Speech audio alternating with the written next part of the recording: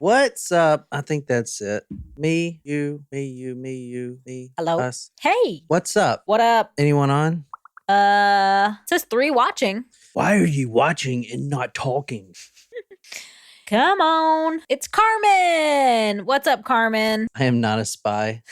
Prove it. No, I'm just kidding. So good to see you, Carmen. Oh, so in the Discord, Carmen said that she saw us at the Greenville show. No way. Carmen, did you go out and get pizza with us after that? That was the Asheville show that we went out and grabbed pizza with a few folks. Oh, okay. But both were great times. The Greenville show was a huge show. We had a lot of people. Did you come up to us and say hey or something? I'm trying to remember, put a face to a name. But I'm glad that you found us again. That was a really good one, Greenville one, It was. That one was fun. What is this? Hey, Brandon. What's up, Brandon? What is all this shit in here? Yeah, let me know, Carmen. That's cool though. So you're right up there by Brandon. Brandon's in Easley. My parents live in Easley. Mm-hmm. They were at that show, and I was trying not to disappoint them, basically. But with that show, yeah. Do you think they were disappointed? No. Shit. Jesus. Man, I would love to come back up there. Thomas Creek was really nice to us. They had a huge area. Yeah, it was a great place to have a show. We would definitely do that again. They had great beer, and the owner was super nice. I also see Martin has joined us, Shram has joined us, Wolfie has joined us, and Lauren has joined us. What's up, regulars? Yeah, if Talk Murder Me was a bar, You'd be the regulars. And we would give you the friends and family discounts, the shots for free and stuff, Obviously. Hey, this one's in the house. I mean, that's like kind of what we do with our surprise shot dedications. Yeah. Like, we'll do multiple for free. Yeah. We're not above it. No. We're not Drake. Anyway, thanks everyone for being here. And very excited to talk about Richard Ramirez again, kind of, like in a What do you mean, way. kind of? Like it's pretty gruesome stuff. So. Yeah, he is getting more and more progressively worse. Mm-hmm. Tonight's episode is the first time he kind of transforms, kind of turns into a butterfly from a worm. What does that thing do? A caterpillar? In a cocoon? What are you talking? What are you? I don't fucking know. You're just talking. You're just like seeing if someone reacts to something right now. Dude. I'm fucking. Oh. I'm fishing. You are fishing. If you want to start us off with a quote from Richard Ramirez, that would be lovely. It's like nothing else. You can explain its intensity in words. To have that power over life, nothing is more sexually exciting. It's the ultimate, something very few people experience. So he's talking about killing. Tonight we're going to March 26th, 1985. This is 8 days after the last murder we were talking about. Remember the car garage, the 8 seconds. She got shot in the face, but her key reflected it. Maria Hernandez. Yep. And then Dale Osaki is upstairs. And that is not how you say her name. I'm sorry. Okasaki is upstairs. She was shot in the head and she died. And then Richard Ramirez went out again on the interstate and found Veronica Yu. Remember, she confronted him on Alhambra Street. Mm-hmm. So I'm just kind of recapping for us. 8 days later, March 26, 1985, the San Gabriel Freeway, again, another stolen Toyota. Now, this time he is on the hunt, but he doesn't have a plan yet. But I told you last time, he gets this weird thought in his head, and it's becoming to manifest into a plan. It's an idea at first, but he really thinks about the possibilities of it, and it seems like a pretty good plan, and it seems within his grasp. Do you know what I'm talking about? What he had planned to do? So he's a professional. Oh, he was going to go rob higher end homes, right? So he would get more bang for his buck, if you will, and he would have more money. For what reason? His coke habit. He gets this idea that he loves torturing people and he loves the bloodshed. He loves killing. But here's the problem. He only has a certain amount of time in which he can do it because he's got, the cops come and all this shit. And then there's footprints and fingerprints, all this stuff. So he comes up with this idea that, maybe I could do this in the privacy of my own home. I just obviously have to have a home and it's got to be way off the beaten path. And I'll just build a little torture studio.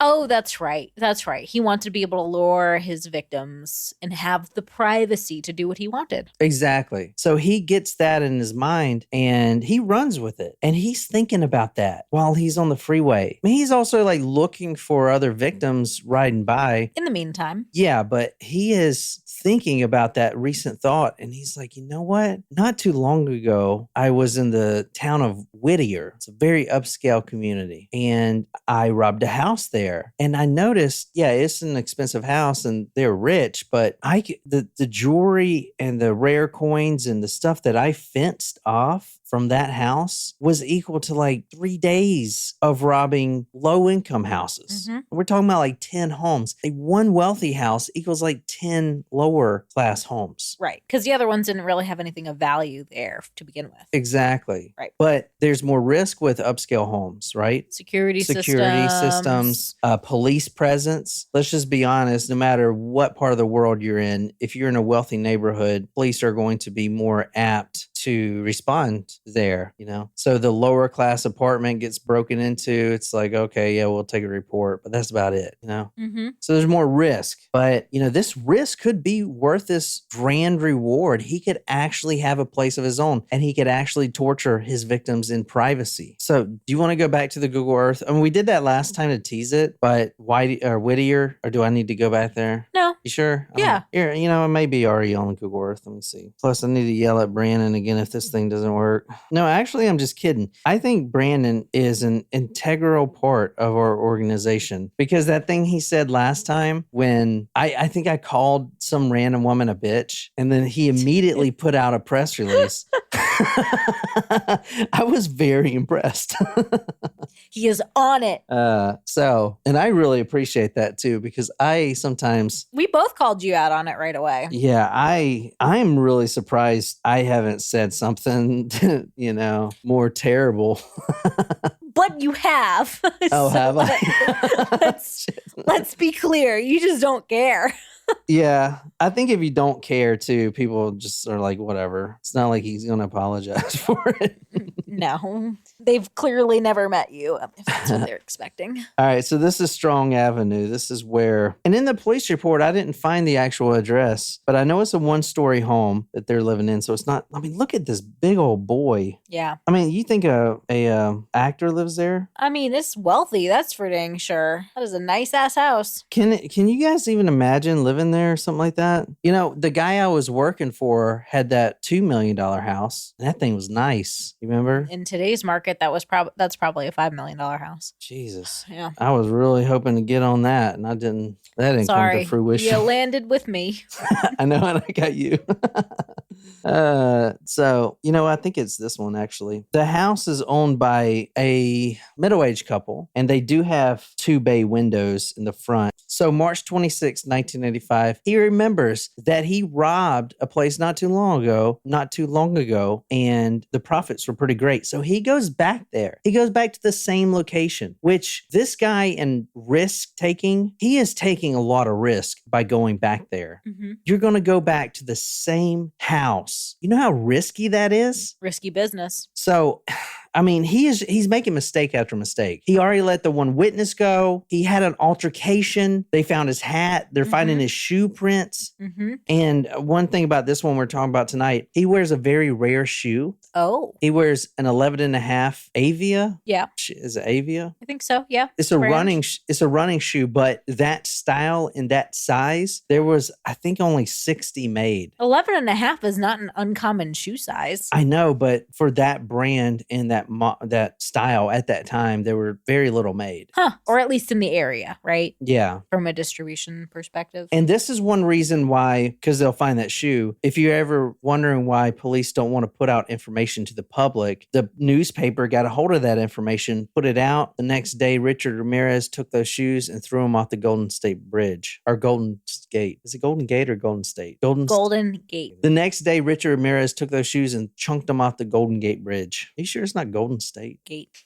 So at 2 a.m., his lights are turned off. There's another stolen Toyota. And this is the home of a couple, Vincent and Maxine Zazzara. They live on Strong Avenue. He's a retired CPA. He's obviously very well to do with money. Mm-hmm. And they live in a single brick, half-acre ranch-style fence, orange, lemon tree, grapefruit trees, and 2 large bay windows. Richard can see that the lights are on through the left bay window. He sneaks up there, cat burglar style, because he's so good at that. He's wearing all black, number one. He's got black hair, a black hat on, literally head to toe black, dark gardening gloves. He stealthily walks up there like he's been doing since he was a teenager. He peers into the window and sees Mr. Zazzara, Vincent, passed out on the couch. It's 2 a.m. and this man was watching TV and he's out. He is a busy man though. He owns 2 pizza restaurants in like the Hollywood area, and they're always busy. And this dude is always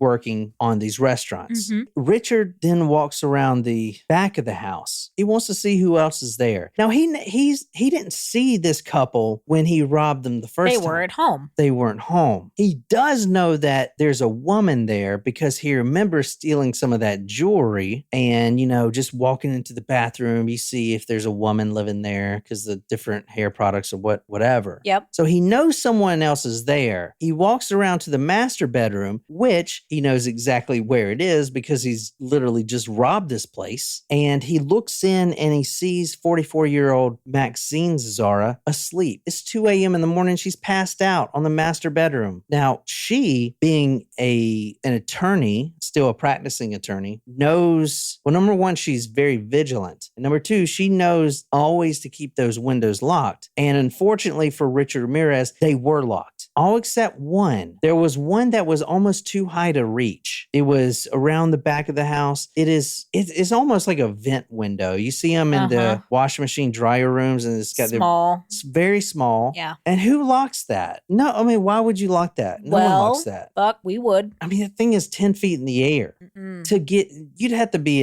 some sort of, I mean, it would be very hard, but yeah, you'd have to be some tall, skinny, lanky man, Richard Ramirez, to do it. And you would have to stand on something. So he drags a barrel over there, or a little buck. He takes. So he tries all the other windows and tests them out, and they're all locked. Tries all of them. Yeah. Now his fingerprints aren't there because remember he's wearing gloves.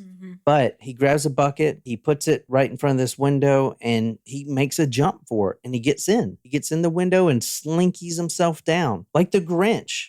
Yeah. Right? Yeah. And as soon as he's in the drying room, he does what he always does since he was a teenager. He just sits still for a second and just lets the surrounding, he can hear the TV in the den. Okay, they don't have any pets. Very quiet. It's very quiet in this neighborhood. The dryer is still a little warm from a few hours ago. He's just kind of getting the senses. He slips off his shoes because he's a prowler, and rubber shoes on the wooden floor makes noise. Socks don't. So now he's in his socks. He knows exactly where he needs to go. Like all killers because he's been there before. Because he's been there before. But like all killers that break into a home like this, they know instinctively that they have to take care of the man first. They have to get the male figure taken care of and neutralized before they can claim their reward, which is sleeping in the other room. That's the first place he goes, to the den couch. And he reaches in his waistband and pulls out that 22 caliber. The reason he likes the 22 caliber, as we talked about last time, it's a very small round. And that round goes into the skull and it doesn't exit in most cases at close range. It just bounces back and forth off the bone and it grates the brain. It shreds the brain, right?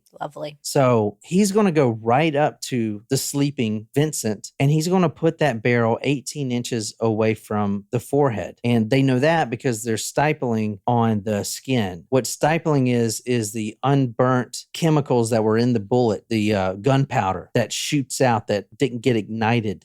And it could be washed off. It's not like an injury. It's just like powder. So you can wipe it off. But that's how you know he was shot in such a close range. So he just pulls that gun out right to his forehead and pulls the trigger. Nicole's reading again from The Night Stalker by Philip Carlo. We're also reading from State of California versus Richard Ramirez, plus some newspaper clippings that I have. But she'll be reading a lot from the book. He aimed carefully and shot him in the left side of his head, just above the ear. Shocked and bleeding, Zazzara tried to stand and grab the intruder with the gun, but the small caliber bullet zigzagged through his brain, cutting the cardioid artery. He lost his motor movement. His dying heart pumped. Blood shot out of the wound in squirts and hit the wall 3 feet away. I'll read the one from State of California. From the State of California versus Richard Ramirez, Coroner Joseph Cohen, MD, testified about the autopsies on the body of Vincent and Maxine Zazzara. Vincent died from a gunshot wound to the left side of his head. Stipling around the wound indicated that the firearm was fired at close range. A bullet fragment was removed from the victim's head. So, like I said, that bullet doesn't exit. He got up, though. The man of the house got up. Mm-hmm. And can you imagine that? As you read, shocked and bleeding, Zazzara tried to stand and grab the intruder. What's going on up there chemically as his brain's shutting? Like, it's just, it's really terrible to think about. You know what I'm saying? Yeah. As that thing is bouncing back and forth, like, what's going on for him to stand up? You know, it's just insane. And Richard Ramirez obviously knows that the guy's dead. Yeah. He's not going to make it. So it's not like I have to defend myself. All I got to do is step back a little bit. Yeah. Watch him fall on the floor. Ugh, it's pretty gruesome. Yeah. And then he rushed into the other room, which I understand because obviously the female of the house, Maxine, she heard the shot. It's 2 a.m. There's a gunshot, even though it's a small caliber. Mm-hmm. But he rushed in the room, just leaving this guy dead or dying. Yeah. He's very fortunate that this guy didn't have a phone close to him. I guess nowadays it'd be easy to dial an emergency number, but then he would have to walk to the phone or whatever. He rushes into the master bedroom. Just then, Maxine wakes up. She is fresh from a dream, and now she's in a nightmare. This man slaps her. Now, he's got the gun in his hand. So he slaps her, open hand, but holding this gun. So it just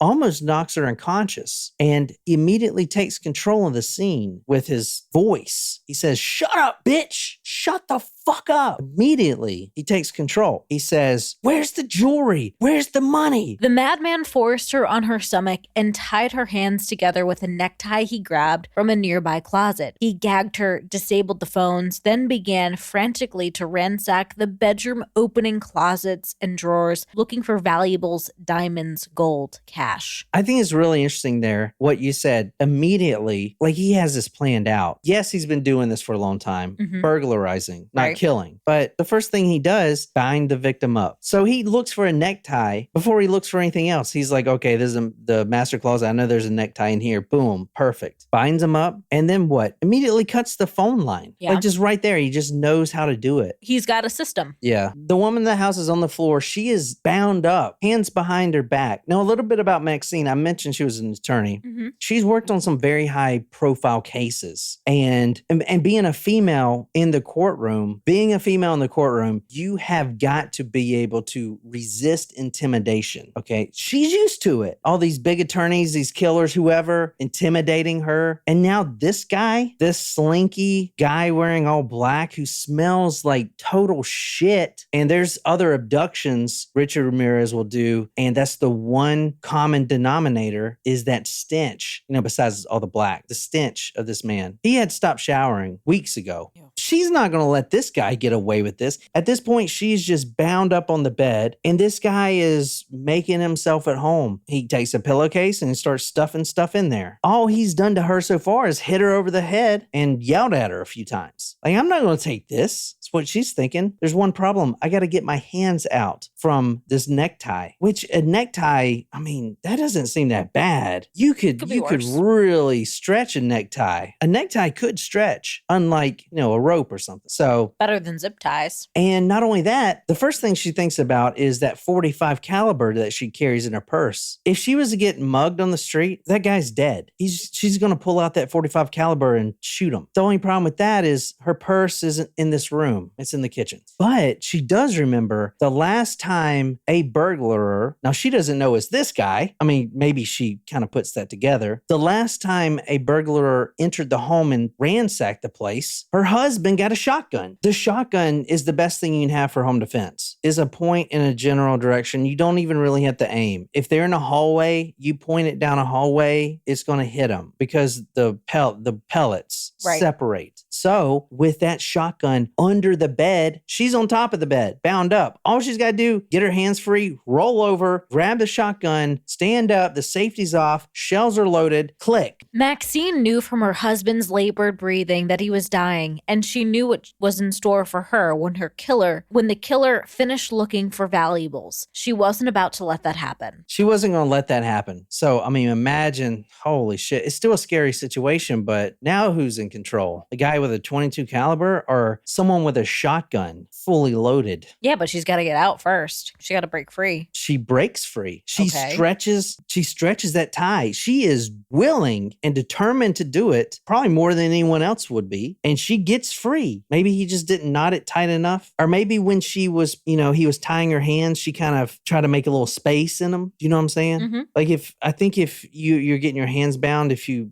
go like this and they bind them like this. You got to go like that, you mean? No, if you go like this and they bind your hands like this, that's preferred because then you can just flatten them like that and have some space, Whatever the case, she gets her hands untied and immediately rolls out the bed. Barrel rolls on the floor, reaches under, grabs a shotgun before Richard Ramirez even knows what's happening. He is still wrenching his way through the house, stealing all the finer things in life and shoving them into a pillowcase, right? She gets up and she points that thing in his general direction because she knows how to shoot it. She's shot it plenty of times before. And then he turns around and now the tables have turned. So imagine what he is thinking. He's about to die. But he doesn't. He's about to die at this point. All she has to do now is pull that trigger. He is sitting there, just blood drained from his face in a state of shock. He can't even grab the gun out of his waistband. He's just like a ghost. She pulls back that trigger. Click.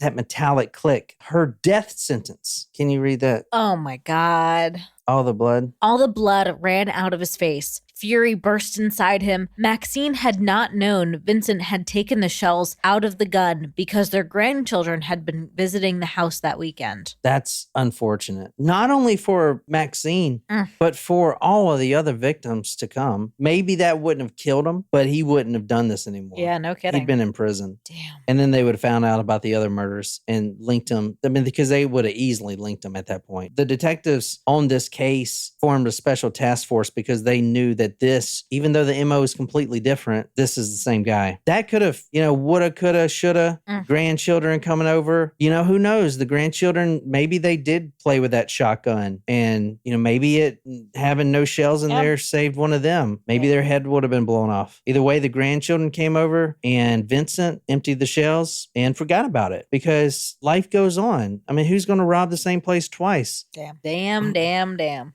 Bitch! Fucker! It's loud. Sorry, I was doing it for effect. That's what it says in the book. It was real loud. Oh, shit. Sorry. I just blew out somebody else's eardrums. No. It's only loud to us because I have compression on there, so it puts it at a reasonable level. Bitch! Motherfucker! He just came so effing close to death right there. He has been making mistake after mistake after mistake. But this was the one that he is like, okay, I need to stop doing cocaine. If I'm going to be serious, I can't do this anymore. This was way too close. Way too close. Immediately, fuck, bitch, pulls out his 22 caliber. Now he's hurt, not physically, but he's disappointed. Why would someone try to kill him? It doesn't make sense. He pulls out that 22 caliber and he starts pumping. Bow, bow, bow. All 3 shells were found in Maxine's body. Crazy, right? Mm-hmm. He realized at that moment that he was not in control. He got sloppy. He runs over there and starts kicking, slapping, punching in the face. He is, I don't know a better word for beyond furious, the most mad anyone has ever been. He is enraged with a demonic presence. The demons inside him are fucking pissed. And that is all coming out on her face after she's been shot 3 times. He realized right then he was not in control of that situation. He got sloppy. And he also realizes he was bailed out. Why didn't that gun go off? He doesn't know about the grandchildren. So in his mind, he's making why didn't she have shells in there? Was it safety on? What did it jam? Satan bailed me out. And he ain't fucking playing around with that shit. He's not going to waste the opportunity. Satan to him helped him. Not helped him, bailed him out because he was stupid. And he risked all these other murders that are going to come and all these human sacrifices. He risked it and he almost fucked it up. And Satan had to come in. His boss, his employer came in, bailed him out. So now what? He's got to repay Satan. This is very important. The psychology is super important as you're about to see why. Because he doesn't stop. He needs to repay Satan because at this point, he knows he fucked up. He knows Satan is not happy. He knows he's being sloppy. And how can this man wreak havoc on mankind, the city of angels, if he continues to make these stupid fucking mistakes? The killer knows he had to make this up to his master and he needs to make things right and right now. He hurried to the kitchen, found a sharp 10-inch long knife, and returned to her, picked her up, put her on the bed, raised her purple nightshirt, and began to cut her heart out. It's not just that he's pissed. He's got to deliver something for his boss. And he is expecting everything at this point. Everything. Heart, a soul, anything. A soul would be better, but how are you going to get that, right? So the heart, she's still alive. She's dying. He's carving at her chest, trying for her heart, yearning for this heart like she's some vampire and you just got to pull it out. He is trying, but he is not skilled at anatomy. He's no Jack the Ripper. Even though, now that you said that, I kind of want to sprinkle in some of his childhood. As a young boy, he was obsessed with Jack the Ripper. The Jack the Ripper case. He's obsessed with not just the cutting and the not just with the cutting out of the guts, but also of the all black and the fog, the London fog and the creeping. All of that combined. It's not just the killing. It's the whole image of this guy, right? Interesting. She's still alive and he's not skilled at anatomy and he had trouble cutting through the rib cage. What the fuck is this? These bones right here? He takes a breath and then he realizes that no, Satan, my boss, doesn't want the heart. That's why he's not letting me cut it out. She's still alive at this point, okay? He does carve an inverted cross into her chest below her left breast. As she's dying, he's doing this, trying to get her heart out, carving this cross. Then he asked Satan. He asked his God. It's just like praying. So I know I say Satan, it sounds weird, but he prayed to his God. He prays to his God. I need to atone for my recent sin. And he gave him a response. You're on the right track, but more of a sacrifice is needed. More of a sacrifice from this woman is needed in order for me to forgive you for this transgression. I'm gonna say this perfectly. Le sans visage. That was kind of good, wasn't it? Sure. Le sans visage. That is from a Billy Idol song. I also want to read. Do you know what that means? What does visage mean? What's it kind of sound like? Visage. Well, what is sans? Like sans serif and stuff. So without. There you go. Without. So it's something without visage. Oh, eyes without a face. Billy Idol. There you go. That was a good clue. Yeah. So that's in the Billy Idol song. Then he's like, eyes without a face. You know that. It's a good song. Yeah. Well, Matthew chapter 6, verses 22 through 23. Quote in the New King James Version of the Bible. Quote, the eye is the lamp of the body. If your eyes are healthy, your whole body will be full of light. But if your eyes are unhealthy, your whole body will be full of darkness. If then the light within you is darkness, how great is that darkness? You may start to see a pattern here. I mentioned The Eyes Without a Face, the song written by Billy Idol and Steve Stevens, released just 1 year earlier. It was Richard Ramirez's favorite song, and that's over AC/DC. It was on Billy Idol's Rebel Yell. Le Sans Visage means eyes without a face. this, and that is the film that Shram had graciously posted in the Discord for us to watch after this. Oh. It is a 1960s horror film, and it is about a surgeon who tries to graft the face of another woman onto his daughter after she's disfigured in an accident. But anyway, what do they say about eyes? It's the window to the soul. What would be the ultimate payback to make his master happy? I said he Guess couldn't. cut out her eyes? What does he want but can't get? Her soul? It's not the soul, but at least it's the windows. So he wants her eyes? Starting on the left side of her face. Now, she is still dying at this point. She's been hacked up, 3 gunshot wounds, but he gets on top of her and starting on the left side of her face, starts meticulously cutting away her eyelid. He pulls it open like this. He pulls it. He's got the knife. He pulls the eyelid and he starts cutting. Yeah, she ain't moving.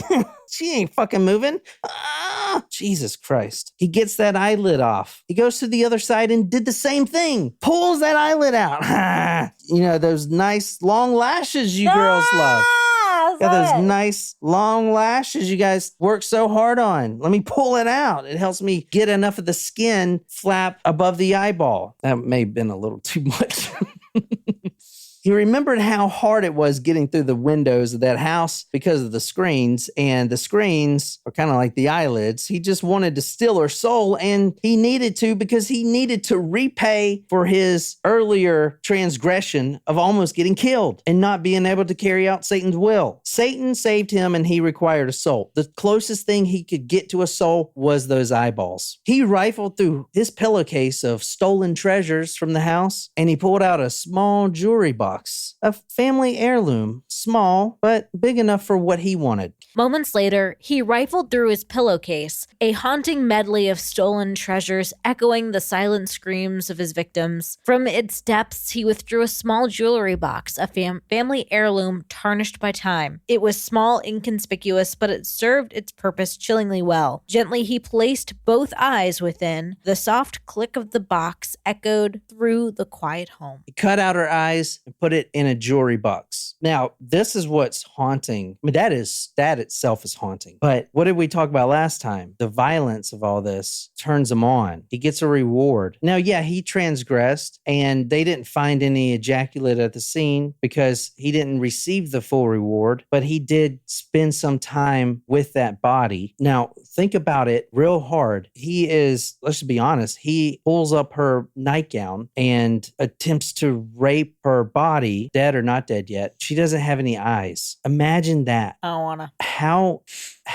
effed up is that to do that with someone with their eyes cut out? I mean, how gone does this person have to be mentally to do that? He ain't right. He ain't right. Holy shit. He would stab her as she was breathing deeply. He stabbed her multiple times in the stomach, throat, and the vagina. The medical examiner said that she had slashes over her heart, 4 to 5 inches long, 8 other stab wounds to the chest, 2 to the pubic area, and multiple stabbing and slashings to the throat. Obviously, as I said, he was obsessed with Jack the Ripper. And as he was growing up, from Jack the Ripper was his first view into that world. And you see a lot of that here, right? You see a lot of that here. He then got obsessed with other movies that are all about the same, right? Nightmare on Elm Street. What does he do? Slashes, cuts out stuff. The Texas Chainsaw Massacre. What does he do? Slashes, cuts out stuff. Friday the 13th. What does Jason do? Slashes, cuts out stuff. So now we see, I don't know if he was going to do this. If it wasn't for that shotgun thing, maybe he wouldn't have. But whatever it did completely changed who he is now and how he's going to be. We went over the other ones. They were bad, right? They were bad. But this is something else. This isn't shooting someone in the forehead and then running off. This is something else. So anyway, pretty bad. Agreed. Jesus, I know. But yeah, well. So took his pillowcase after an hour or so of, now he couldn't ejaculate, but I think, his reward wasn't fully given to him because of his transgression of almost getting killed. But after that, he grabbed the VCR video camera, watches, jewelry, shoved into a pillowcase, and even grabbed that shotgun in the other hand. He got back on the freeway. He drove like the devil, blood covered, mad at himself for almost being killed. A police car notices this guy's driving crazy. I mean, if he got stopped, that'd have been it. okay, I got to calm down. He's about to get on the freeway. A cop's behind him. Oh shit, I'm driving reckless and I've got blood all over me. And I have human eyes in this jewelry box. So that might be a questionable offense. So he slows down a little bit, but instead of just saying, okay, come on, turn the other way, he says, Satan, please, one more time.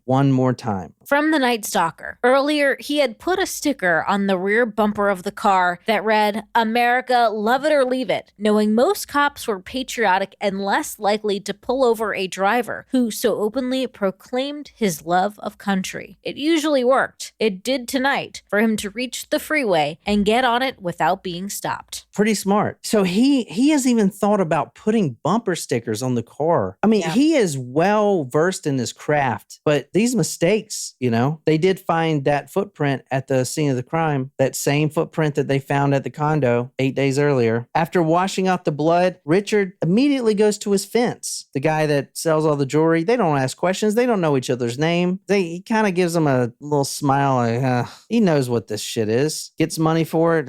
It's like that merchant on the Resident Evil. Mm-hmm. I got some good wares for you, stranger, or whatever. Yeah. He gets quite a bit of money. Oh, I'll pay a pretty penny for that, stranger. And he goes back, stealing the stolen car, finds a hooker, gets some oral sex, ditches the car, walks back to his, quote, rat-infested Cecil Hotel on Main studio room. And he opens that box. He looks at those two eyes looking back at him, and he laughs. And that's where I'm stopping this story. Woo! Well, that was something. Did y'all like that or not? I knew that was kind of a short. No, that was great. I mean, disturbing, obviously, but great. I'm going to try to put some of the background in there. I try to do that a little bit with Jack the Ripper, but it's really hard to do. So, but let's just say one thing right quick. What nationality is Richard Ramirez? He's Mexican, right? I guess some sort of like Latino, I guess. Yeah, so he's Mexican. His family are from Mexico. Okay. Now, he wasn't born in Mexico, but pretty close to it. They had just immigrated over and he was the only brother out of 3 not born in America. What I'm trying to get on here, if you remember the railroad killer we've done, same kind of thing. A lot of the Mexican families are insanely religious and devout. Mm-hmm. So how did he become a devil worshiper? I know, right? It's a good question. It's a great question. We're ending it here. I just want to say this one thing. When he was born on February 29th, 1960, it was a blessing. Quote, the father was overjoyed. He had now had 4 sons to carry on the Ramirez name. Who knew one of them might be famous someday? Yeah, I guess so. Anyway, well, I hope you guys like that. That was pretty disturbing, I know. Very, but thank you for joining us, and we'll be back again tomorrow evening to do some headlines. Headlines Thursday for a story, Friday headlines, Saturday story. Until next time, good night, you lovely, lovely people.